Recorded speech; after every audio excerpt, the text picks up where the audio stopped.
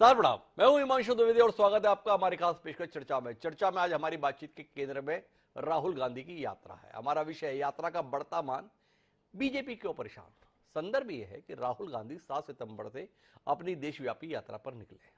इस देशव्यापी यात्रा के तहत तकरीबन 3,500 किलोमीटर वह पैदल चलने वाले हैं। यात्रा लगभग आधा सफर तय कर चुकी है। 7 राज्यों से ये यात्रा गुजर चुकी है। मध्य प्रदेश में इस समय यात्रा चल रही है।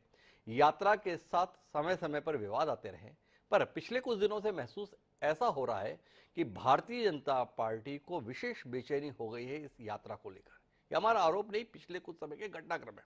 तो इसी पर बात करना चाहते हैं कि जिस राहुल गांधी को भारतीय जनता पार्टी 2 दशक में यह स्थापित करने में तकरीबन सफल रही कि यह एक अगंभीर किस्म के राजनीतिज्ञ हैं, या विरासत में मिली हुई पार्टी को बर्बाद करने में जुटे हुए हैं, या एक ऐसे राजनीतिज्ञ हैं जिसने इस देश को कभी समझा ही नहीं, एक ऐसा राजनीतिज्ञ जिसे इस देश की संवैधानिक संस्थाओं के प्रति कोई आस्था नहीं, एक ऐसा राजनीतिज्ञ जिसका मानसिक विकास ठीक तरीके से हुआ नहीं, जिस व्यक्ति को कभी पप्पू कह के, कभी ये उल्हाना देते हुए कि राहुल गांधी कब बड़े होंगे, इस प्रकार के संबोधनों से नवाजा गया। वो राहुल गांधी सड़क पर क्या उतरे हैं। पूरी भाजपा सारे काम छोड़कर केवल ये देखने में लगी है कि राहुल गांधी कर क्या रहे हैं, राहुल गांधी क्या खा रहे हैं, राहुल गांधी क्या पी रहे हैं, राहुल गांधी कैसे बोल रहे हैं, राहुल गांधी किससे मिल रहे हैं, राहुल गांधी किससे नहीं मिल रहे हैं। और इस सफर के चलते चलते पिछले कुछ दिनों से जो विवाद इस यात्रा का हिस्सा बने हैं, उसको लेकर सवाल है। मध्य प्रदेश में दाखिल होते ही एक वीडियो पहले बताया जा रहा है कि मध्य प्रदेश कांग्रेस के ट्विटर हैंडल से ट्वीट हुआ, बाद में भारतीय जनता पार्टी ने उसे ट्वीट किया, जिसमें बताया गया कि राहुल गांधी की यात्रा में पाकिस्तान जिंदाबाद के नारे लगे। अब सवाल यह है कि जो राजनीतिक दल इस देश का सबसे पुराना राजनीतिक दल है और भारत जोड़ो यात्रा के माध्यम से इस देश में अपने आप को पुनर्स्थापित करने की कोशिश कर रहा है, क्या वह अपनी यात्रा में पाकिस्तान जिंदाबाद के नारे लगवाकर अपने उद्देश्य में सफल हो सकता है? क्या यह कोशिश वाकई कांग्रेस की हो सकती है? जहां हजारों का समूह हो, वहां पर कुछ लोगों की शरारत को क्या पार्टी के साथ जोड़ा जाने को न्यायोचित ठहरा जा सकता है? दूसरा जो उदाहरण देखने में आया वो आया कि कल जब ये यात्रा इंदौर में दाखिल होने वाली थी, यात्रा के स्वागत के लिए तमाम पोस्टर बैनर इंदौर की सड़कों पर लगे थे, अचानक नगर निगम की टीम सक्रिय हो गई और उन सारे बोनर पोस्टर को निकालना चालू कर दिया। हो सकता है इसकी अनुमति न ली गई हो, पर इंदौर ही नहीं बल्कि देश भर में तमाम आयोजनों के सिलसिले में स्वागत के लिए इस प्रकार के पोस्टर बैनर हमारी जिंदगी का हिस्सा बने हुए हैं। कभी हमने उन्हें निकलते निकालते नहीं देखा, पर राहुल गांधी के आने के ठीक पहले इस प्रकार की कोशिश क्या मानी जाए? सवाल इस बात का। आज राहुल गांधी जब निकले सावेर रोड से, तो वहां पर 2 युवक मोदी जिंदाबाद के और जय श्री राम के नारे लगा रहे थे। श्री राम इस देश के आराध्य हैं, इस देश को राम पर गर्व है। मोदी जी इस देश के प्रधानमंत्री हैं, अगर उनकी जय जयकार हो रही तो उस पर किसी को ऐतराज किया। लेकिन सवाल इस बात का है कि उन दोनों युवकों को जब राहुल गांधी ने बुलाकर मिलना चाहा तो दोनों युवक भाग खड़े हुए। राम का नारा लगाने वाले और मोदी जी के जिंदाबाद का नारा बोलने वाले लोग एक बुलावे का सामना तक नहीं कर सके। तो यह सवाल उठता है कि इस यात्रा को क्या इरादतन नकारात्मक रूप से प्रस्तुत करने की चेष्टा है, और अगर है तो क्या ऐसा भय है जिसके चलते ये कोशिश है?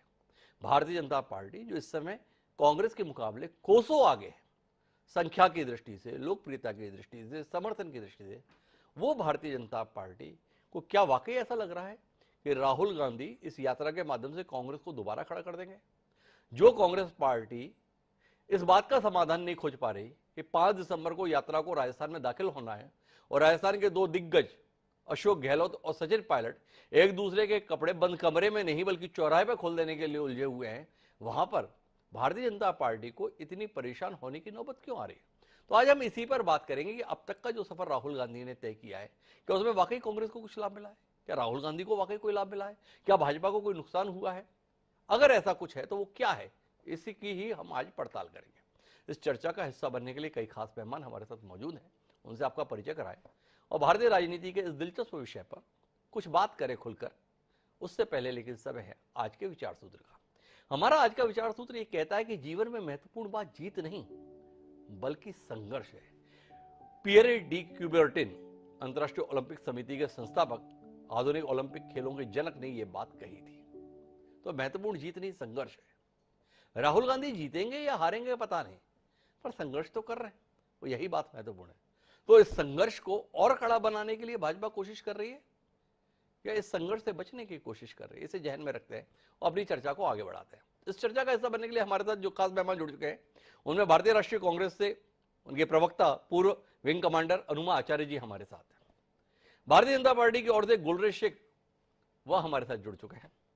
हमारे साथ बादल सरोज जी है, बहुत ही जहीन किस्म के राजनेता हैं, विचारक हैं, कम्युनिस्ट पार्टी का बड़ा चेहरा है। वो खास तौर पर इस चर्चा का हिस्सा बनने के लिए मौजूद है।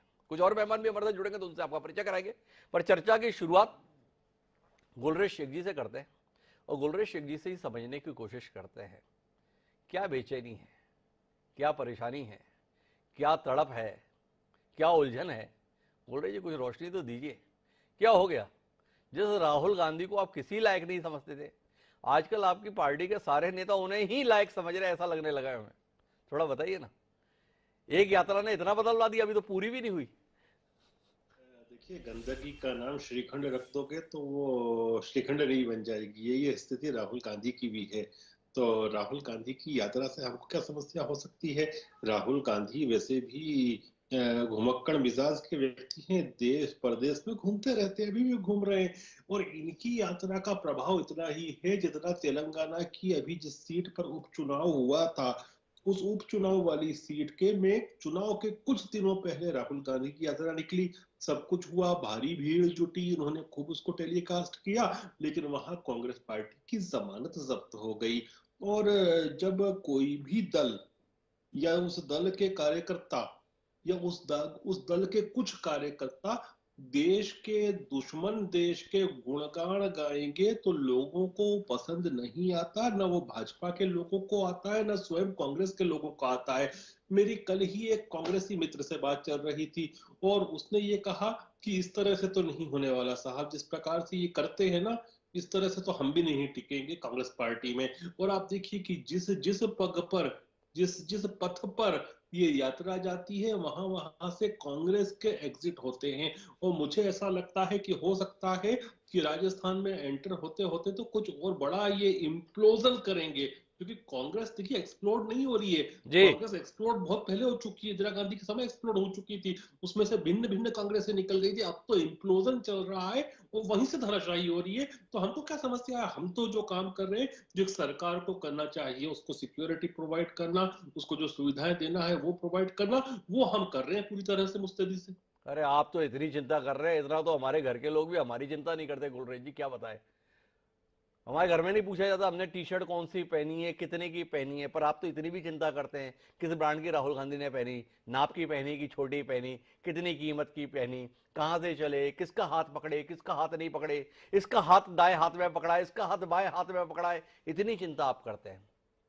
तो इसलिए ये तो जाने दीजिए कि हम चिंता, हम तो केवल इतना समझना चाहते हैं, जिस राहुल गांधी को आप किसी लायक नहीं समझते थे, मध्य प्रदेश से गुजर रही है, मुख्यमंत्री शिवराज सिंह चौहान, प्रदेश अध्यक्ष वी.डी. शर्मा, मीडिया प्रभारी लोकेंद्र पाराशर, राष्ट्रीय महामंत्री कैलाश विजयवर्गीय, सब सारे काम छोड़ के इस यात्रा पे ही बयान दे रहे हैं, इसी पे ट्वीट कर रहे हैं, इसी पे फेसबुक पोस्ट कर रहे हैं।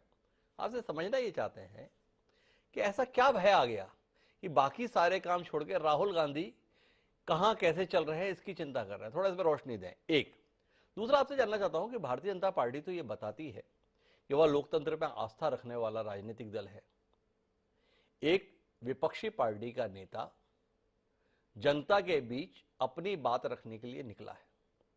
यही लोकतंत्र के प्रति आपकी आस्था है कि आपको बर्दाश्त नहीं हो पा रहा कि वो जनता के बीच क्यों जा रहा है, इसलिए आप इतने तड़प रहे हैं, इसलिए इतने परेशान हो रहे हैं। आपको लगता है कि आपकी ये तड़प, आपकी ये बेचैनी, आपकी ये परेशानी लोकतंत्र की जड़ों को मजबूत करेगी? जहाँ तक एक विपक्ष के व्यक्ति की बात है, यदि वो जनता के बीच संवाद करना चाहता है तो उसका भरपूर स्वागत है, तो यही हम कर भी रहे हैं। लेकिन जहां तक आप हमारे से पूछ रहे हैं कि चाहे कैलाश जी हो, चाहे वीडी जी हो, चाहे शिवराज जी हो, सब उन्हीं के ऊपर क्यों वक्तव्य दे रहे हैं? इसलिए दे रहे हैं भाई साहब, क्योंकि हम पॉलिटिशियन हैं, हम एक पॉलिटिकल दल हैं। और जी, बताओ, पॉलिटिकल दल जो हमारा विपक्षी दल है उसके ऊपर तो हम बोलेंगे। हम हमारे विपक्षी दल के ऊपर नहीं बोलेंगे तो क्या अमेरिका की किसी पार्टी के ऊपर बोलेंगे? बिल्कुल बोलेंगे, लेकिन आप क्या वाकई यकीन से मानते हैं? मेरे साथ में बादल सरोज, मैं अनुमा जी के पास बाद में आऊंगा। बादल जी आपसे जानना चाहता हूं, भाजपा ने आरोप लगाया भारत जोड़ो यात्रा में पाकिस्तान जिंदाबाद के नारे लगाए गए। आपका राजनीति में तकरीबन 5 दशक से ज्यादा का अनुभव है। एक पार्टी जनता के बीच अपनी खोई हुई साख वापस पाने के लिए प्रयत्नशील है, क्या आप मानते हैं इस समझ के साथ ही जनता में साख बन पाएगी कि पाकिस्तान जिंदाबाद के नारे अपनी रैली में लगवाए जाएं, अपनी सभा में लगवाए जाएं, और इसके आधार पर यह उम्मीद की जाए कि जनता हमारे साथ फिर खड़ी हो जाएगी? थोड़ा रोशनी दीजिए ना बादल जी, मैं समझ नहीं पा रहा। आप एक बात भूल रहे हैं कि इस वक्त इस देश में एक ऐसी पार्टी भी मौजूद है जी जिसे पाकिस्तान जिंदाबाद नारे लगवाने का शौक है। जी जवाहरलाल नेहरू यूनिवर्सिटी में जिन्होंने पाकिस्तान जिंदाबाद के नारे लगाए थे वो कौन थे, वो सामने आ गया। जी अभी श्रद्धा हत्याकांड के बाद जिन्होंने 35 की बजाय 36 टुकड़े करने की बात की थी जी और अपना नाम राशिद खान बताया था, वो बाद में विकास भाई निकले, ये भी सामने आ गया। और किस राजनीतिक संबद्धता के साथ निकले, ये उनका एक ये भय है, जी एक डर है, जो डर इस तरीके की बहुत ही निकृष्ट और हास्यास्पद साजिशों के रूप में सामने आता है।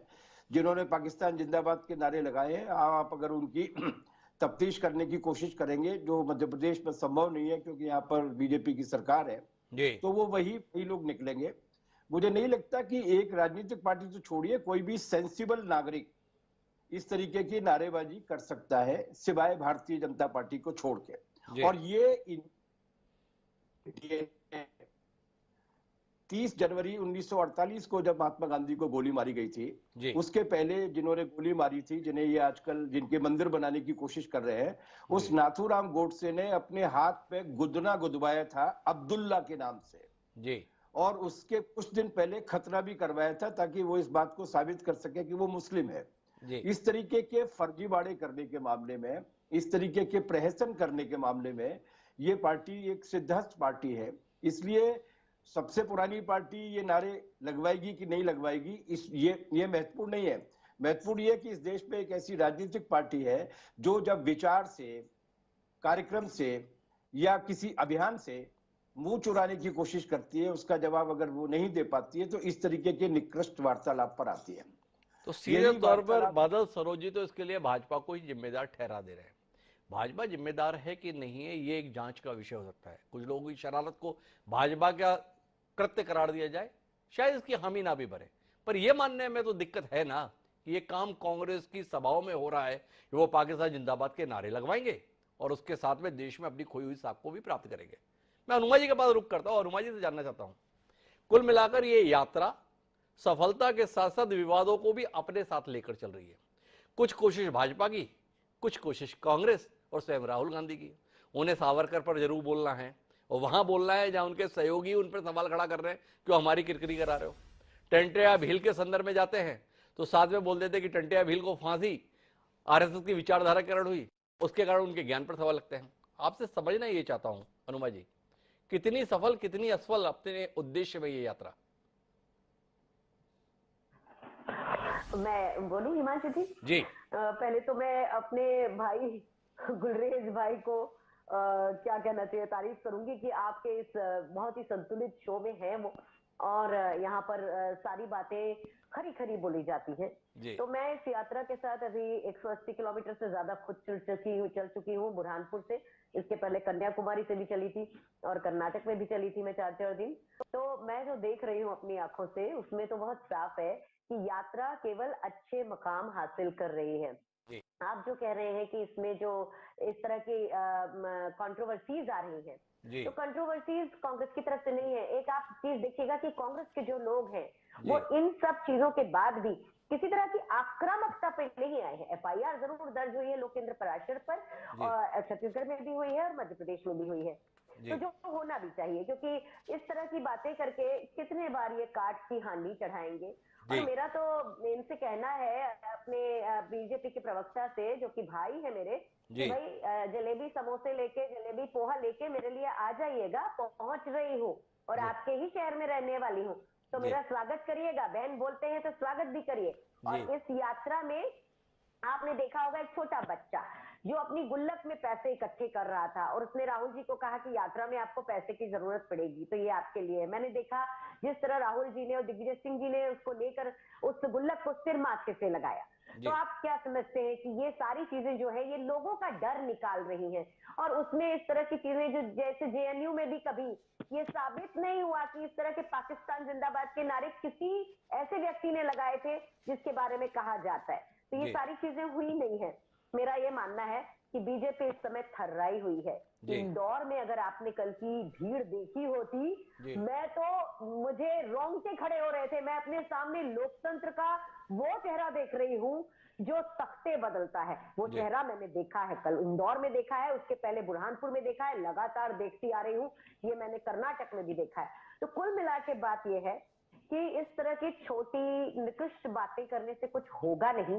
ये यात्रा अपने मकाम तक पहुंचेगी। और राहुल गांधी ऑक्सफोर्ड में पढ़े हुए हैं। दिक्कत ये है ना कि कुछ समय के लिए ये नौटंकीबाजी चल सकती है। कम पढ़े लिखे लोग हमेशा अपनी हीन भावना के कारण कभी भी लाइन लंबी नहीं खींच रहे हैं। दिन भर राहुल गांधी जी को कोसना, सुबह जी। से कोसना, शाम तक कोसना। जिस परिवार ने बलिदान दिया उसे कहना कि गंदगी और श्रीखंड ऐसी तुलना। क्या हम तो मध्य प्रदेश को भी लज्जित कर रहे हैं ऐसी भाषा बोलकर, है ना मेरे भाई? वो मत बोलिए। तो मेरा ये कहना है, राहुल गांधी जी की जो छवि बिगाड़ी गई थी, जी। मीडिया को करोड़ों रुपए देके बिगाड़ी गई थी। मीडिया हमारे साथ चल रहा है, पर जी। मैं ये भी जानती हूँ, जैसा कि राहुल गांधी जी कई बार कह चुके हैं कि ये मुस्कुरा रहे हैं, लेकिन मैं अपने तय जानती हूँ ये कि मीडिया इसलिए चल रहा है कि कहाँ कोई गड़बड़ हो जाए, जी। कहाँ उसे उछाल दिया जाए। इसलिए नहीं चल रहा है कि 2300 किलोमीटर के लगभग जो लोग चल चुके हैं उनके साहस की कोई दाद दे, इसलिए मीडिया नहीं चल रहा। लेकिन जो भी हो, तो यात्रा अनुमा जी थोड़ा सा रोशनी दीजिए ना कि इतना लंबा सफर किए, राहुल गांधी मेहनत कर रहे हैं, दिख रहा है, अच्छा चलते हैं, फिटनेस बहुत अच्छी है, ये दिखाई देती है। कांग्रेस पार्टी इस यात्रा को सफल बनाने के लिए अपनी तरफ से जुटी हुई है, ये भी दिखाई देता है। पर जनता के बीच में इस 1500 किलोमीटर 2000 किलोमीटर की यात्रा में संदेश क्या गया है? क्या ऐसा बदल गया जिसके संदर्भ में आपको लगे कि यात्रा के लिए इतना पसीना और पैसा बहाना सफल हो गया? बीजेपी तो बता रही है 500 करोड़ का पर्यटन चल रहा है देश में। थोड़ा रोशनी दीजिए ना अनुमा जी। देखिए, वो फिर मैंने कहा ना कि इंफीरियरिटी कॉम्प्लेक्स इंसान से कुछ भी कहलवाता है। जी। बहुत कुछ बदला। जी। पहली चीज तो ये बदली, लोग निडर हुए हैं। जी। एक सबसे बड़ी चीज जो बदली, जो दिन भर लोग कहते थे विपक्ष कहाँ है, विपक्ष कहाँ है, तो विपक्ष तो ये है, सड़क पर है। राहुल जी से जितने लोग मिलते हैं, जिस तरह से मिलते हैं, जैसे मैंने उस बच्चे का बताया, उसी तरह से कई महिलाएं हैं, बुजुर्ग हैं, और राहुल जी के ऊपर ट्रस्ट करते हैं, भरोसा करते हैं, तभी तो उनके पास आके उनके गले लग जाते हैं, उनके हाथ में अपने हाथ थाम कर चलते हैं। तो ये सबके साथ तो नहीं हो पाता, क्योंकि बीजेपी के लोग, खासतौर पे आरएसएस के, शादी तो नहीं करते, पर उनके कारनामे और हमने मेरा कई। सवाल है अनुमा जी, माफ कीजिएगा, मेरा सवाल आपको बीच में रोक के कर रहा हूं। आप बोल रहे लोगों का भरोसा बढ़ा है, पर हमें तो दिख रहा है कि कांग्रेसियों का ही भरोसा नहीं रह जा रहा है। आज सुबह सचिन पायलट राहुल गांधी के साथ चलते हैं, दोपहर तक अशोक गहलोत राजस्थान के मुख्यमंत्री गद्दार करार देते हैं। समझ नहीं पाते हैं राहुल गांधी के साथ होना गद्दारी का परिचायक है या गद्दार का साथ होना अशोक गहलोत के लिए परेशानी का सबब है? थोड़ा बताइए ना, कहां कौन साथ आ रहा है?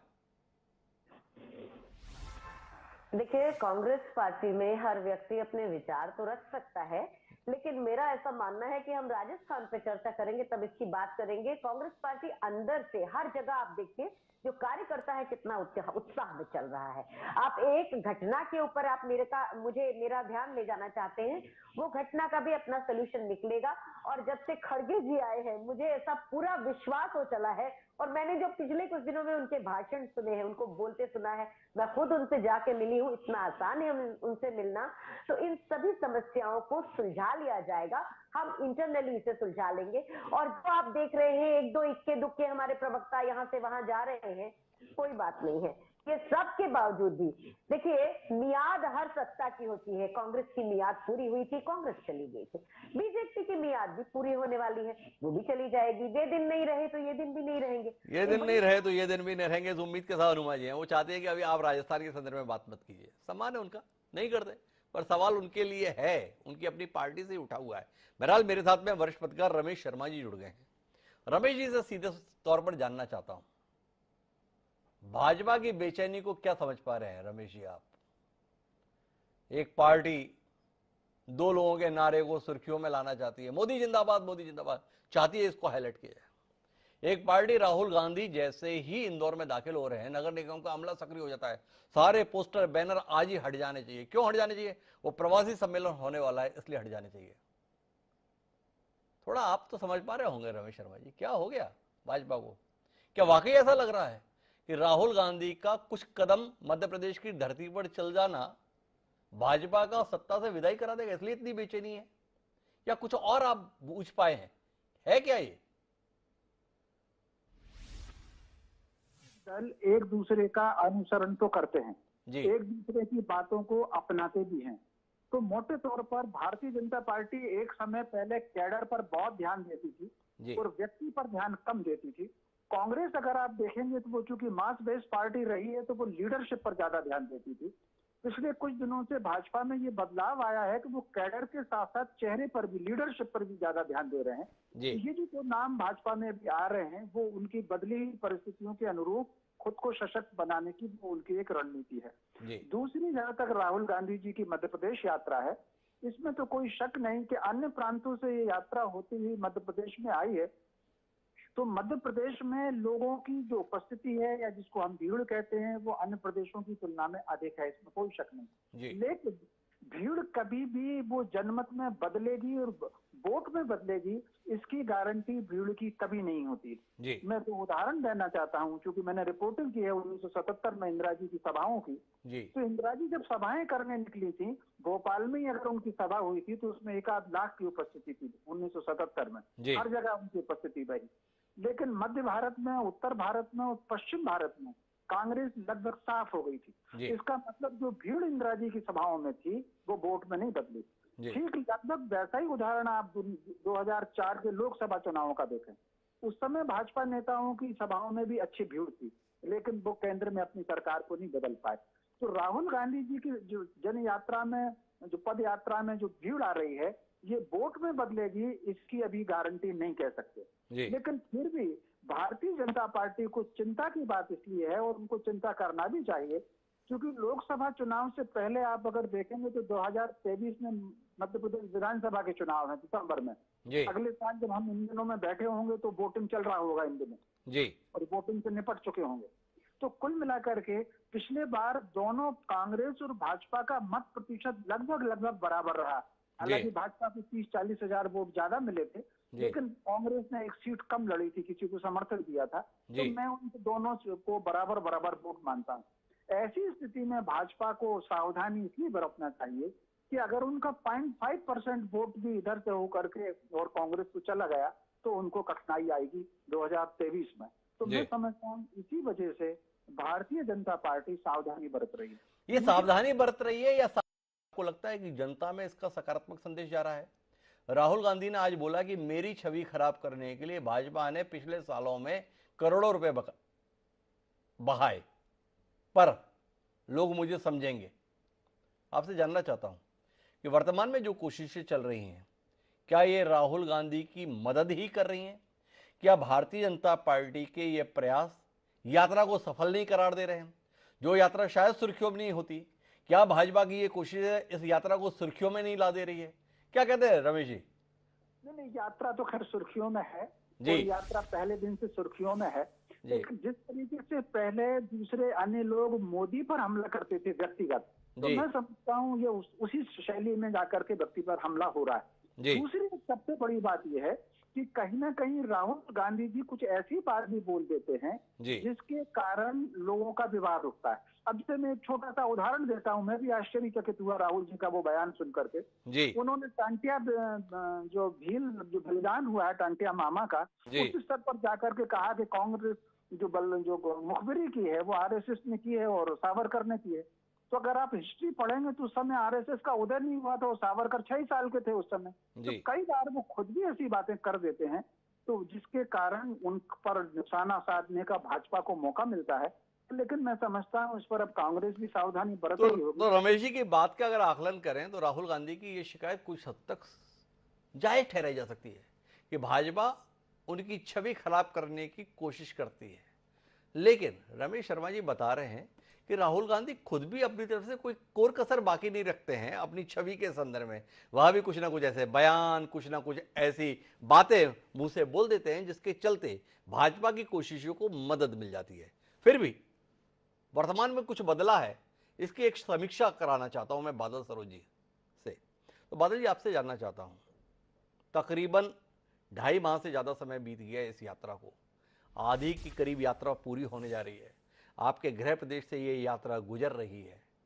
थोड़ा अब तक के सफर की समीक्षा करके बताइए ना, कुछ मिला कि नहीं मिला, या कुल मिला के इतना है कि राहुल गांधी पहले भी बोलते थे मैं देश को समझने की कोशिश कर रहा हूं, समझना ही चल रहा है, जबकि इस उम्र तक हम उम्मीद करते हैं कि देश को समझाने का सिलसिला शुरू हो। कहां तक पहुंचे राहुल गांधी, कहां तक पहुंची कांग्रेस, कहां तक पहुंची हमारी उम्मीद? थोड़ा बादल जी आपका नजरिया साझा हो हमारे साथ। देखिए, मैं इसको दो तरीके से आपके बीच में कहना चाहूंगा जी। पहली बात तो इस तरीके की यात्राओं का असर क्या होता है, ये बात है। मुझे लगता है कि ये इस देश में एक और यात्रा हुई थी सन 1983 में, चंद्रशेखर जी ने की थी जी। और उसका रूट भी लगभग यही था। और उस रूट के जरिए जब वो निकले थे तो वो काफी अजीब समय था। उस पूरे अजीब समय में उन्होंने एक खास तरीके के राजनीतिक विमर्श को इस देश में पैदा करने की कोशिश की थी और काफी हद तक वो उसमें कामयाब भी हुए थे। जी। तो यात्राएं जो निकलती हैं वो जनता के बीच में वो एक नए तरीके के मंथन को पैदा करने की कोशिश करती हैं। एक बात तो ये है जी। मुझे लगता है इस यात्रा ने अपनी तमाम सारी सीमाओं के बावजूद एक नया विचार मंथन शुरू किया है, जिसकी वजह से सत्ता पार्टी में एक बेचैनी व्याप्त हुई है। नंबर एक। जी। नंबर दो ये कि रघुवीर साई की कविता की भाषा में अगर कहें तो ये समय हमारे यहाँ बड़ा घुटन का समय है। जी। किसी को बोलने नहीं देंगे, अगर कोई बोलने की कोशिश करेगा तो उसको जेल में डाल देंगे। एक तरीके का एक अघोषित आपातकाल सा पूरा देश में लगा हुआ था। इसलिए इसको सोचे बिना कि किस पार्टी की ओर से किस व्यक्ति की यात्रा है, हमें लगता है इस यात्रा ने लोगों के अंदर के डर को दूर करने में काफी हद तक कामयाबी प्राप्त की है। जिसको रघुवीर साई जी ने कहा था ना कि कुछ नहीं टूटेगा तो कम से कम मेरे अंदर का डर तो टूटेगा। मुझे लगता है ये डर काफी हद तक टूटा है। लेकिन इसे अगर आप वोट्स में ट्रांसफर करने के लिए या चुनाव में इसका अगर रूपांतरण देखने की बात करेंगे तो मुझे लगता है ये काफी जल्दबाजी होगी, क्योंकि चुनाव में रूपांतरण करने के लिए एक राजनीतिक पार्टी की आवश्यकता होती है। जी। और मैं आपके चैनल पे कई बार इस बात को कह चुका हूं कि कांग्रेस एक दिलचस्प राजनीतिक पार्टी है। जी। नरेंद्र सलूजा जी जो 20-30 वर्षों से कमलनाथ जी के काफी विश्वसनीय सहयोगी थे, अचानक उनको ये इल्हाम होता है कि कमलनाथ जी का 1984 के दंगों में हाथ था और वो कांग्रेस छोड़ के चले जाते हैं। ये जो खरीद फरोख्त वाली जो नई मार्केटिंग वाली जो राजनीति शुरू हुई है, उसमें वही टिकेंगे जिनके अंदर वैचारिक आधार पर दृढ़ता होगी। कांग्रेस पार्टी की जो मोटा मोटी विचारधारा है उसको मानने वाले लोग ही टिकेंगे और कांग्रेस पार्टी एक ऑर्गेनाइजेशन के रूप में, एक संगठन के रूप में किस हद तक इसका मुकाबला कर पाएगी। जैसे मेरे कुछ मित्र गए हुए थे यात्रा में, उन्होंने मुझे आके एक रोचक बात बताई। परसों जब हम लोग यहाँ पर राजभवन के सामने सत्याग्रह कर रहे थे, तब उन्होंने ये जानकारी दी कि ये यात्रा जनता की यात्रा बन गई है। कांग्रेस का मैनेजमेंट पूरी तरीके से कमजोर साबित हुआ है, Congress as a political organisation. लेकिन लोग इस यात्रा को अपनी यात्रा मान रहे हैं। अगर ये उनकी रिपोर्टिंग सही है तो मुझे लगता है कि एक लहर, एक हलचल उन्होंने पैदा की है। और जैसा कि इंदौर के बारे में कहा जा रहा है, मैं रमेश शर्मा जी की बात से पूरी तरीके से सहमत हूं कि भीड़ को ऑटोमेटिकली वोट्स में ट्रांसफर किए जाने की संभावना देखना ठीक नहीं है। लेकिन ये जो उत्साह दिखता है लोगों के अंदर, जो लगाव दिखता है, वो एक बात को तो कम से कम रेखांकित करता है कि लोगों के अंदर एक आक्रोश है, लोगों के अंदर एक विक्षोभ है, लोगों के अंदर एक डिस्कंटेंट है।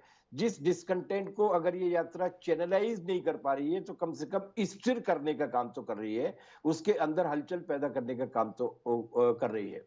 लेकिन इस यात्रा का कितना राजनीतिक परिवर्तन में फायदा होगा ये अभी देखने की आवश्यकता है। देखने की आवश्यकता है। बादल सरोज जी ने काफी विस्तार से बताया, लेकिन गुलरेज शेख को कितना बेचैन कर गया ये आकलन नहीं जानने में मेरी दिलचस्पी है। बादल सरोज जी कह रहे हैं कि हलचल तो पैदा की है, पर बादल सरोज जी ने साथ में ये कहा तब गुलरेज शेख जी का मन आह्लादित हुआ। उन्होंने कहा कांग्रेस कमजोर साबित हो रही है, पर उसके आगे उन्होंने कहा कि इस यात्रा को अब जन यात्रा में तब्दील होते हुए हम देख रहे हैं। जनता ने इस यात्रा को थाम लिया है, जनता राहुल गांधी के साथ हो गई है, ऐसा बादल सरोज जी का आकलन है। गुलरेज जी, आपको अपनी कुर्सी के पाए कुछ हिलते हुए तो महसूस नहीं हुए? हमें जानने में दिलचस्पी है बादल सरोज जी के आकलन के साथ। बात करें तो आवाज आ रही है हमारी? जी अब आ रही है। जी हिमांशु जी, यदि आप पिछले लोकसभा चुनाव की बात करें तो अखिल भारतीय स्तर पर कांग्रेस पार्टी को लगभग 12 करोड़ वोट मिले थे। अब आप इस यात्रा को देखिए कि इसकी रूट उसी तरह से इन्होंने ली गई है जहां जहां इनका मत प्रतिशत था। अब जहां पर जिस पार्टी को 12 करोड़ वोट मिले थे तो वो जब अपनी ही रूट पर निकलेगी, उस रूट पर निकलेगी जहां उनको वोट अच्छा खासा मिला था, तो उनके समर्थक भी बाहर आएंगे। जब समर्थक बाहर आएंगे तो कैमरे पर दिखेंगे भी सही। ये कोई रॉकेट साइंस नहीं है, लेकिन मैंने आपको बताया लिटमस टेस्ट जो होता है इन सब चीजों का राजनीति में, वो होता है चुनाव और चुनाव के नताइज। वो चुनाव का नताइज एक उपचुनाव में तो जो दिखा हमको तेलंगाना में, और तेलंगाना में कांग्रेस की जमानत जब्त हुई। जहां से यात्रा निकली थी उसी क्षेत्र में और धूमधाम से निकली थी, वहां पर उनकी जमानत जब्त हुई। अभी इन लोगों ने बहुत सारे आक्षेप लगाए। इन्होंने कहा कि करोड़ों रुपया जो है मीडिया पर खर्च किया गया राहुल गांधी को पप्पू बनाने में। आप मीडिया वाले बैठे हैं, हमारे शर्मा जी भी बैठे हैं, किसको क्या मिला आप लोग ही बताएं तो ज्यादा बेहतर होगा। किसी को कुछ मिला नहीं है। फैक्ट तो ये है, व्यक्ति अपनी छवि का निर्माण स्वयं करता है, जो राहुल गांधी जी ने भी किया है। फिर अभी ये कह रहे थे कि भय का वातावरण। अरे हिमांशु जी, आप खुद हमसे, मुझसे खुद से इतने सवाल पूछते हैं, हमारी अनुभा जी जो है वो इतने सवाल पूछती हैं, कटाक्ष भी करते हैं। कौन डरा हुआ है इस देश में जी? तो अपनी निष्क्रियता को यदि कांग्रेस पार्टी जो है वो दूसरों के मत्थे चढ़ाने की कोशिश करेगी, उससे कोई फायदा किसी को नहीं होना है। इनको तो कदापि नहीं होना है। जी, आपने कई सारी बातें कह ली, लेकिन आप मूल मुद्दे की बात नहीं कर रहे। मैं ये जानना चाहता हूं कि मध्य प्रदेश से यात्रा गुजर रही है, आपके नेताओं के पास में और भी तो कुछ काम वाम होंगे ना। एक जिंदाबाद का नारा वीडियो पे वायरल हुआ, पूरी पार्टी को लगा बस यही तो चाहिए था। तो अगर राहुल गांधी इसके बाद ये बोल रहे हैं कि भाजपा मेरी छवि खराब करने के लिए लगातार प्रयत्नशील रहती है, तो इसमें भरोसा नहीं करना चाहिए गुलरेज जी में? बोल रहे हैं, और मैं इस नाते से बोल रहा हूँ कि मैं पहले मध्य प्रदेश भाजपा का प्रवक्ता था, अभी आईटी सेल का राष्ट्रीय पदाधिकारी हूँ। तो हमारे लोग जो हैं वो टीवी चैनल्स पर भी काफी एक्टिव रहते हैं, आईटी सेल पे भी रहते हैं, साइबर स्पेस पे भी रहते हैं और जमीन पर भी रहते हैं। और जो कुछ होगा तो उसको तो हम एम्पलीफाई करेंगे, क्योंकि हमारा कार्यकर्ता का बेस इतना बड़ा है कि वो एक ट्वीट जो होता है वो हजारों और लाखों ट्वीट पे बदल जाता है। जी, तो कुल मिला के हम तो ये करेंगे, हम तो निगाह रखेंगे, ये हमारा ये काम ही है, ये लगातार इनका कहना है। लेकिन मैं इस चर्चा को आगे बढ़ाते हुए वापस अनुमा जी के पास आना चाहता हूं, और अनुमा जी आपसे जानना ये चाहता हूं कि आप देश जोड़ने के लिए निकले। देश तो सबसे मिलके बनता है ना। राहुल गांधी की भाषा में एक वर्ग के लिए इतनी नफरत, इतना गुस्सा, इतना आक्रोश किस लिए? और उस वर्ग के लिए जो इस देश में इस समय बहुमत में है, सत्ता में है, तो थोड़ा अंतर विरोध है। नाम भारत जोड़ो यात्रा है, लोग कांग्रेस तोड़ो बोलते हैं, हम वहां पे ना जाएं, पर ऐसे देश जुड़ेगा कैसे? इतने नफरत भरे हुए शब्द, इतनी जहरीली भाषा, इतने जहरीले उद्गार, तो बात बनेगी कैसे? ये सवाल है, थोड़ा बताएं ना। हिमांशु जी, वो सिर्फ जहर को जहर कहते हैं जी। कोई ऐसी चीज नहीं है जो अनोखी है। आपने भी और हमने भी देखा है कि इस प्रेजेंट सरकार ने कैसे दो वर्गों के बीच में ऐसी खाई खोदी है। आप जानते हैं खरगोन में 2 कॉलोनी है, हिंदू और मुस्लिम कॉलोनी के बीच में दीवार बनी हुई है। ये भारत है हमारा। ये इतना ज्यादा फैला हुआ जहर है। इस जहर को अगर हम कहे भी ना तो बहुत ही गलत नाइंसाफी होगी। और आपने आज के विचार में एक बात कही थी कि जीत जरूरी नहीं है लेकिन संघर्ष जरूरी है। राहुल गांधी संघर्ष कर रहे हैं, बड़ी जिम्मेदारी से कर रहे हैं, और बार बार ये लिटमस टेस्ट चुनाव का कहते हैं। अरे भाई, एप्को वर्ल्ड वाइड को आपने 2013-14 में हायर किया और इस कंपनी ने गुजरात मॉडल के नाम का एक फर्जी मॉडल चला दिया, और उसके बाद 9,000 करोड़ खुद की प्रचार में लगाकर प्रधानमंत्री और भारतीय जनता पार्टी पूरा बजट निकालेंगे तो इससे ज्यादा निकलेगा, क्योंकि अलग अलग योजनाओं से भी प्रचार होता है। और यहां तक कि मेरी इंफॉर्मेशन के हिसाब से प्रधानमंत्री के पर्सनल प्रचार में जो एक खर्च आता है वो ऐसी जगह से आता है जो हमारे देश की खुफिया एजेंसी है। मैंने इसके बारे में किसी बहुत ही विश्वस्त व्यक्ति से सुना है और मैं उसका नाम नहीं बताना चाहती। तो इतना प्रचार और इस तरह के कुविचार, तो जो लोग जहर फैला रहे हैं, जहर को जहर नहीं कह पाएंगे क्या हम? ये यात्रा जो है, ना केवल कांग्रेस का एक एक कार्यकर्ता इतना उत्साही है। देखिए, मेरे प्रदेश से, मेरे जो जिला है वहां से तो नहीं निकल रही, लेकिन पूरा विदिशा यहाँ पर मौजूद है। विदिशा का हर एक कांग्रेस कार्यकर्ता मैं यहाँ देख पाती हूँ। तो मेरा ये मानना है कि उठ पटांग बोल के अपनी हीन भावना उजागर करने में कुछ नहीं रखा है। राहुल गांधी जिस तरह से शाइन करके निखर कर निकले हैं, और आप उनके जो एक दो बयानों की बात कर रहे हैं, सावरकर पर जो उन्होंने कहा, हमने बहुत साफ कहा, हमारा स्टैंड बिल्कुल साफ है कि आप हमारे नेताओं के बारे में झूठ बोलना बंद कर दीजिए, हम आपके जो आइडियल महापुरुष है उनके बारे में सच बोलना बंद कर देंगे। तो ये कांग्रेस कह चुकी है, और ये टाइम है जब एक स्पेड को स्पेड कहना पड़ेगा, क्योंकि भारतीय जनता पार्टी ने जिस तरह का प्रोपेगेंडा और नैरेटिव बना बना के लोगों का मन भरमाया है, उससे भी लोग ऊब चुके हैं। दिन भर मॉरल पुलिसिंग नहीं चाहते। आप जानते हैं युवा कितने उत्साहित है राहुल गांधी जी की इस यात्रा से। युवाओं को देखिए आप, कूद कूद के, उछल उछल के, और कहते हैं हम नहीं भी मिल पाएंगे तो कोई बात नहीं, मुझे मिले तो मुझे कहा दीदी हम आपसे मिलके बहुत खुश हैं, आप आगे आगे चल रही हैं, आप ही को देख के खुश हो गए हम तो ये तो उत्साह है, और इतना ज्यादा।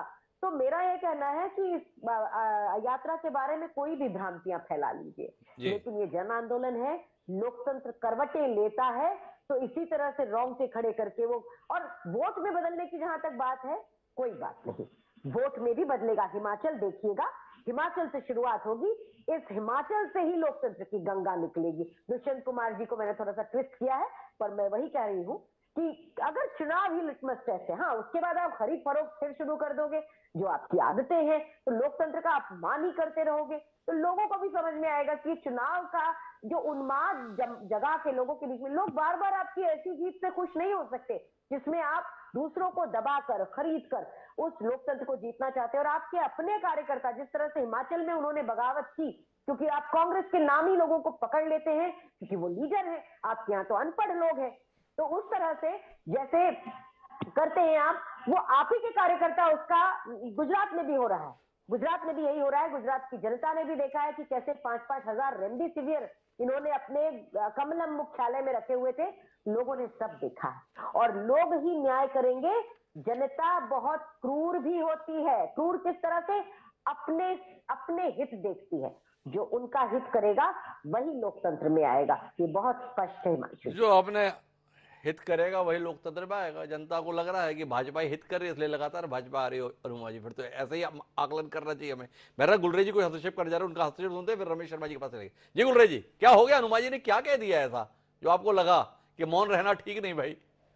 अभी इन्होंने कहा कि हम इनके नेताओं के विषय में झूठ बोलना बंद करें तो ये हमारे नेताओं के विषय में सच बोलना बंद कर देंगे। मैं एक ओपन चैलेंज देता हूं सभी के सामने, और इसके बाद अगर ये इन्होंने इस शर्त को पूरा कर दिया तो मैं कभी डिबेट पे नहीं बैठूंगा, इतनी बात बोल रहा हूँ। एक कांग्रेसी का नाम बता दे मैडम, ये बोलते हैं ना कि ये आजादी से निकला हुआ दल है, एक कांग्रेसी का नाम बता दें जिसको अंग्रेजों ने फांसी के फंदे पे चढ़ाया, आपको एक नहीं मिलेगा, बताएं। कांग्रेस का बुनियादी सिद्धांत अहिंसा के संदर्भ में था गुलरेज जी, माफ कीजिएगा, आप वैचारिक लड़ाई लड़िए, राजनीतिक लड़ाई लड़िए, पर एक दल जिसके संदर्भ में मतलब 125 साल की विरासत है, आज सत्ता में रहने के लिए सिरे से खारिज कर देंगे? महात्मा गांधी ने इस देश को अहिंसा का हथियार दिया, अहिंसा के आधार पर उन्होंने जो रास्ता दिखाया उस पर देश चला। फांसी नहीं हुई इसके आधार पर आपको शिकायत है? फांसी तो सावरकर को भी नहीं हुई, फांसी तो सुभाष चंद्र बोस को भी नहीं हुई, तो क्या वो स्वतंत्रता सेनानी नहीं है? क्या वो हमारे नायक नहीं है? ऐसे कुतर्क के लिए जगह नहीं। आपने भगत सिंह को फांसी किस बात के लिए हुई थी? क्या उनको असेंबली में बम फोड़ने के लिए फांसी हुई थी? नहीं हुई थी। उन्होंने सैंडर्स की हत्या की थी, उस अपराध में फांसी की सजा सुनाई गई थी। तो कुल मिलाकर सिद्धांत की बात पर रहते हैं, कुतर्क की बात पर नहीं रहते। बहरहाल हम वर्तमान यात्रा पर रहते हैं और रमेश जी के पास वापस चलते हैं। और रमेश जी, आपसे जानना ये चाहता हूं, बादल जी इसे जन आंदोलन के तौर पर देख रहे हैं, क्या वाकई जन आंदोलन के तौर पर आप देख पा रहे हैं, या कुछ ज्यादा ही हो रहा है? यात्रा है, राजनीतिक उद्देश्य के लिए है, सामाजिक उद्देश्य के तौर पर बताने की कोशिश की जा रही है, जनता के स्तर पर समर्थन मिल रहा है, पर कांग्रेस स्वयं इसे विवादित बनाने में मौका नहीं छोड़ती है। अनुमा जी ने किनारे हो जाना चाहा राजस्थान के विषय को लेकर, लेकिन किनारे कैसे हो जाएंगे? मध्य प्रदेश से राजस्थान में ही यात्रा को जाना है और वहां के दो दिग्गज नेताओं की लड़ाई अगर चौराहे पर आ रही है तो इसके लिए भाजपा को दोषी थोड़ी ठहरा देंगे। क्या कहते हैं आप? ये बात बिल्कुल सही है कि चूंकि संयोग की बात है कि राजस्थान से जो बयान उस समय आया जब राजस्थान के नेता राहुल गांधी जी के साथ थे, तो ऐसी स्थिति में यात्रा से उनके गहलोत जी के बयान को अलग तो किया नहीं जा सकता। लेकिन अगर कांग्रेस प्रवक्ता जी इस पर चर्चा नहीं चाहती तो मैं भी उनका आदर करता हूं और उस पर फिर मैं टिप्पणी नहीं करूंगा। दूसरी बात जहां तक है, इस निश्चित रूप से जन यात्रा पद यात्रा में भीड़ जो आ रही है वो अच्छी भीड़ आ रही है, लेकिन ये जन आंदोलन बन गया। मैं अभी इस पक्ष में नहीं हूँ। हालांकि मेरे भी कई परिचित लोग, मित्र लोग उस यात्रा में रहे हैं, लौट करके आकर के उनकी भी बात हुई है। यात्रा को मैंने समीप से नहीं देखा है, लेकिन फिर भी ये जन आंदोलन नहीं है। जन आंदोलन एक बहुत अलग होता है। जैसा मैंने पढ़ा है, गांधी जी के यात्राओं का जन्म पढ़ा है, या जब जयप्रकाश नारायण जी ने यात्राएं की थी तब उसका साक्षी रहा हूँ, वो उसको जन आंदोलन हम कह सकते हैं। बाकी तो हम जन आंदोलन का, मैं कम से कम इसको अभी जन आंदोलन नहीं मानूंगा। तो लेकिन कुल मिलाकर के एक बात, भाजपा की सावधानी भी अपनी जगह। एक बात जरूर शायद कांग्रेस प्रवक्ता जी ने कही थी कि विभाजन की राजनीति, तो विभाजन की राजनीति अभी शुरू नहीं हुई।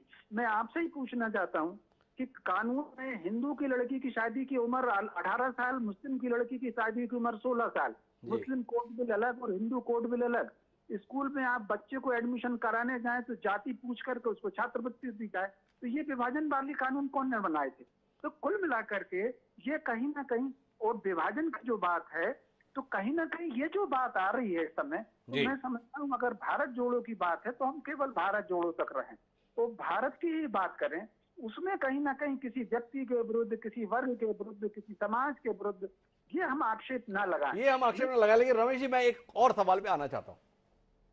आप स्वयं कितने अचरज में और हैरत में हैं राहुल गांधी के इस तप को लेकर?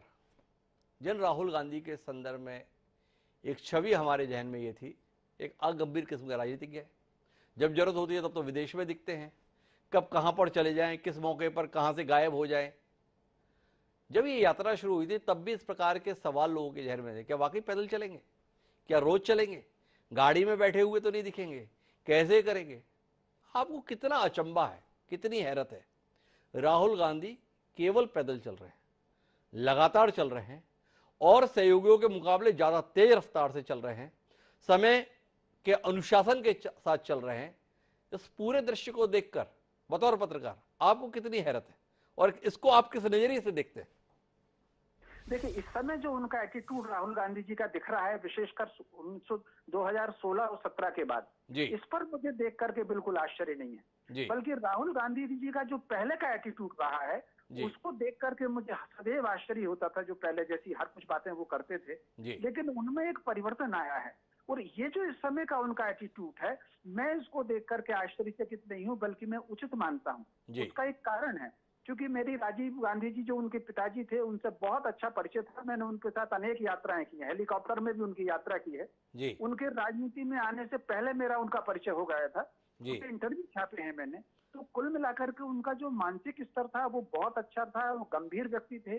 संयोग से एक इंटरव्यू मुझे भगवान जी की कृपा से और मेरे पिताजी के कारण इंदिरा जी का भी मैंने बंटू बन लिया है। तो जो प्रश्न और मैंने पढ़ा है, उनके दादाजी का भी जो पढ़ा है, तो कहीं ना कहीं उनकी जो पृष्ठभूमि रही है वो गंभीर और पढ़ने लिखने वाले लोगों की रही है। आप अगर फिरोज गांधी जी का भी पढ़ेंगे, लखनऊ का उनका जीवन, सार्वजनिक जीवन देखेंगे, तो आप निश्चित रूप से प्रभावित होंगे।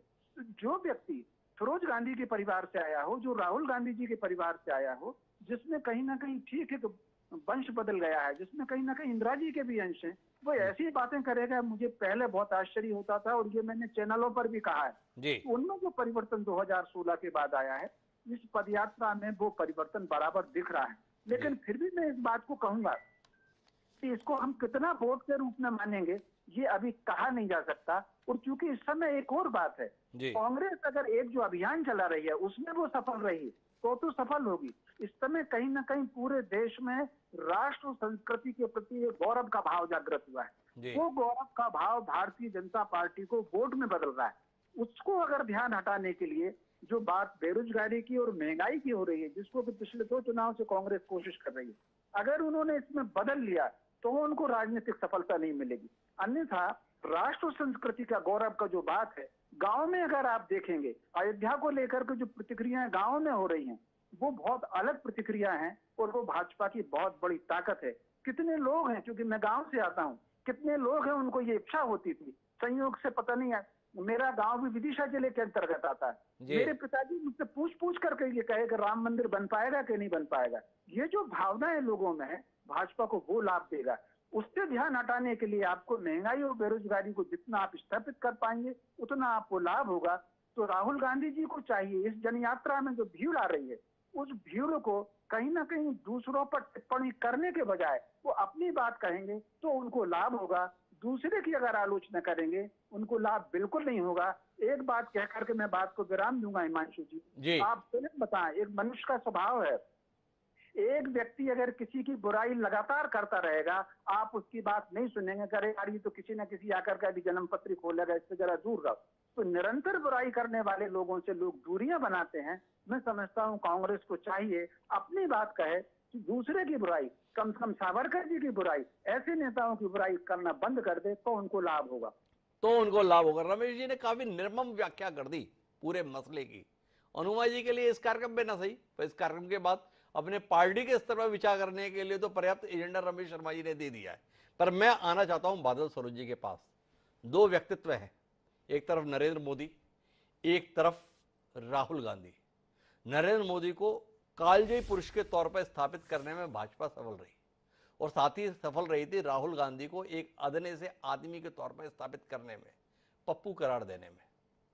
क्या अब राहुल गांधी इस यात्रा के माध्यम से नरेंद्र मोदी के विराट शख्सियत को चुनौती देने की स्थिति में आ रहे हैं बदल जी? ये सवाल है, क्योंकि मुकाबला तो यहां पर शख्सियतों के बीच में रहता है। यहां पर पार्टियों के बीच में संघर्ष कम, व्यक्तियों के बीच संघर्ष का इतिहास ज्यादा रहा। क्या कहते हैं, राहुल गांधी कहां तक पहुंच रहे हैं?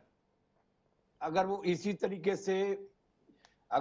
तरीके से एक व्यक्ति को चुनौती देने के लायक अपने आप को बनाने की लड़ाई में शामिल होंगे तो कहीं नहीं पहुंचेंगे जी। क्योंकि दुनिया की दो बहुत बड़ी मार्केटिंग कंपनियां जो साबुन तेल वगैरह बेचती रही हैं, वो कंपनियां इस वक्त भारतीय जनता पार्टी के शिखर पुरुष की मार्केटिंग करने के काम में लगी हुई है। एक का नाम है कैम्ब्रिज एनालिटिका और एक का नाम है विवेकानंद फाउंडेशन जी। अगर राहुल गांधी अपनी यात्रा को इस विमर्श में लेके जाएंगे तो वो कभी नहीं जीत पाएंगे। उनकी पूरी की पूरी यात्रा किसी मुकाम तक नहीं पहुंच पाएगी। असली सवाल वो है जो रमेश शर्मा जी ने कहा है, और वो सवाल ये है कि राजनीति होती है जनता के सवालों को लेके।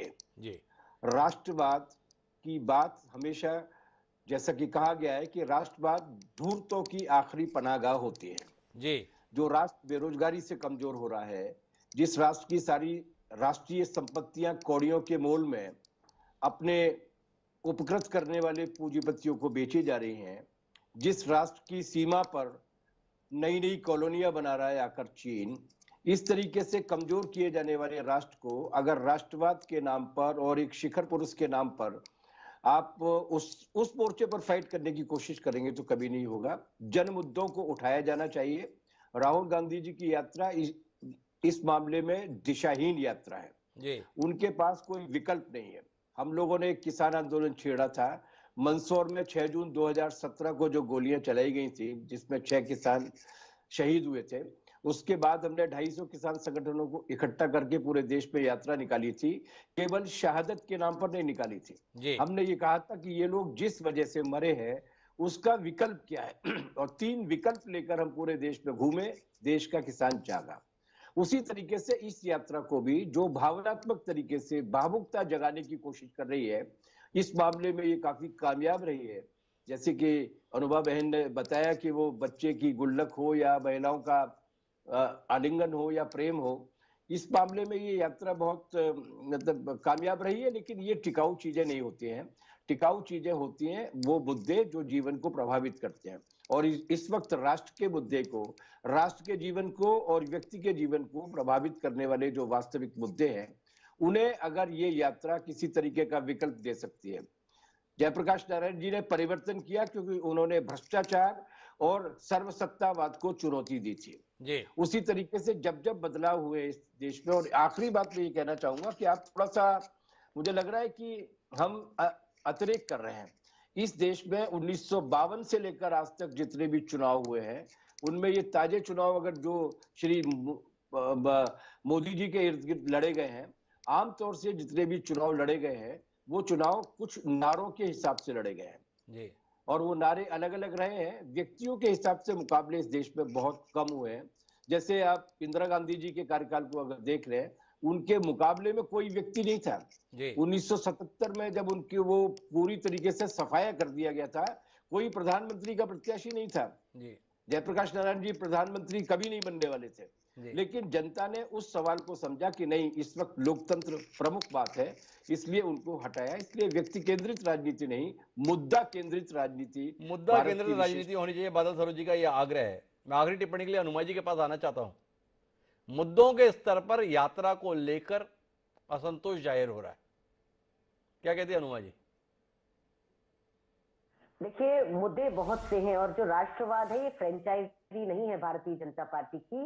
अग्निपथ स्कीम से पूरी सेना को कमजोर बनाने वाली ये भारतीय जनता पार्टी, इससे युवाओं के अंदर आक्रोश है और यहाँ तक कि 90% से ज्यादा वेटरन और सर्विंग ऑफिसर्स वो भी बहुत चिढ़ चुके हैं। तो ये उनकी कोई फ्रेंचाइजी नहीं है। और दूसरे दोनों गुणीजन इतनी अच्छी बातें की, उन्होंने इतना विश्लेषण किया, पर केवल राहुल गांधी जी की तरफ केंद्रित कर दिया। मोदी जी भी तो कोस कोस के सुबह से शाम पानी पी पी के उस परिवार को भी कोसेंगे, कांग्रेस को भी कोसेंगे। किस लिए? केवल आपके एजेंडा के लिए। तो वो सिर्फ कोस कोस के राजनीति कर रहे हैं। कहाँ उन्होंने कोई लंबी लाइन खींची? तो हनुमान जी, इतनी नकल करने की जरूरत क्या है?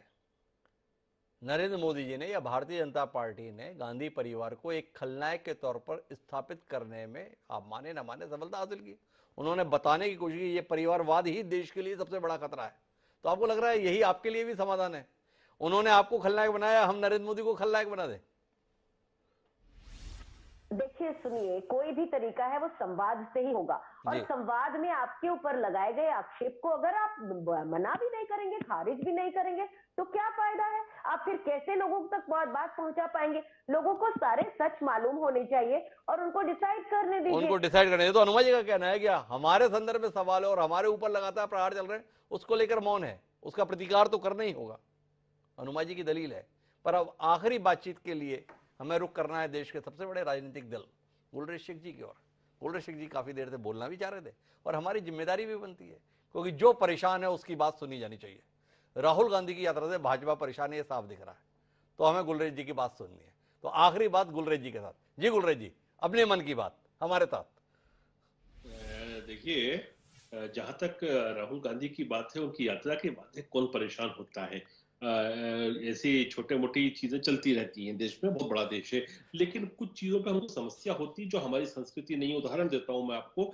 आज राहुल गांधी ने किस प्रकार से अपने से काफी बड़े देखिए जयराम रमेश कोई हमारे नेता नहीं है, लेकिन जिस तरह से उनको रोका, जयराम गिव मी टाइम, मुझे बोलने दो, तो तू तुकारे बिल्कुल जयराम को जैसे कोई नौकर को भी नहीं बोलते, हम तो नौकर को भी सहयोगी कहते हैं। इससे पहले इन्होंने इंदौर में कमलनाथ जी को कहा था, कमल आइसक्रीम खाओगे।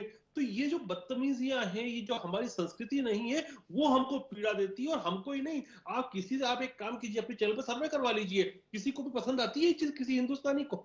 जी, मैंने कहा ना, राहुल गांधी की इतनी चिंता तो सोनिया गांधी जी ने भी नहीं की जितनी भाजपा करती है। राहुल गांधी ने किसको क्या कहा, कैसे कहा, कसम से फिदा होने का मन करता है गुलरेज जी। भाजपा जितनी चिंता राहुल गांधी की करती है ना, कमाल है। बहरहाल हनुमा जी को लगा कि वो भी एक टिप्पणी कर ले। जी हनुमा जी, कार्यक्रम की आखिरी टिप्पणी। देखिए, जयराम जी भी राहुल जी को राहुल कहते हैं, तो आप इसकी तो परेशानी मत ले और हमें हमारे ऊपर छोड़ दीजिए। आप अपने यहाँ जो मॉरल पुलिसिंग करनी है अपने यहाँ करिए, हमारे लिए क्यों परेशान? हमारे लिए क्यों परेशान है? हनुमा जी का भी यही सवाल है। लेकिन अब राहुल गांधी एक जिम्मेदार नेता है, कांग्रेस पार्टी अपने भविष्य के तौर पर देखती है, तो देश का सबसे बड़ा राजनीतिक दल होने के नाते भारतीय जनता पार्टी की जिम्मेदारी बनती है कि कांग्रेस के भविष्य की चिंता करे। तो गुलरेज जी और उनकी पार्टी पूरी जिम्मेदारी के साथ इस जिम्मेदारी का निर्वहन कर रही है। पर कुल मिला के उनकी जिम्मेदारी का निर्वहन करना कहीं ना कहीं इस यात्रा को सफल बना देता है, क्योंकि भाजपा जब प्रतिक्रिया देती है तो वह सुर्खियों का हिस्सा बनती है, और जब सुर्खियों का हिस्सा बनती है तो लोगों का ध्यान राहुल गांधी की यात्रा की ओर जाता है। देखें राहुल गांधी की यात्रा को सफल बनाने के लिए भाजपा की ये कोशिशें आगे भी किस तरीके से जारी रहेंगी। जितनी ये कोशिशें जारी रहेंगी उतना ही कम से कम सुर्खियों में ये यात्रा हमें दिखाई देती रहेगी। आप सभी मेहमानों को बहुत बहुत धन्यवाद इस दिलचस्प राजनीतिक चर्चा का हिस्सा बनने के लिए। समय है अब आज के शेर का। एक दूसरे को होने पर जिस किस्म का ऐतराज होने लगा है, इसको आपत्ति व्यक्त करते हुए हमारा आज का शेर है।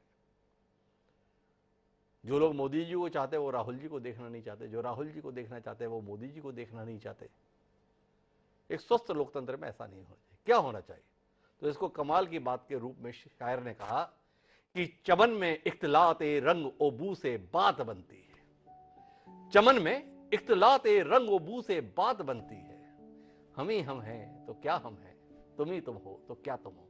अजीज नबील ने क्या खूबसूरत बात कही थी। ये देश हम सबसे मिलकर बनता है, तो इस देश के अंदर तमाम राजनीतिक दल फलें फूलें, देश की बेहतरी के लिए काम करें, ऐसी उम्मीद हम। उम्मीद के साथ हम आपसे विदा लेते हैं और कल फिर मिलते हैं। तब तक के लिए सलाम।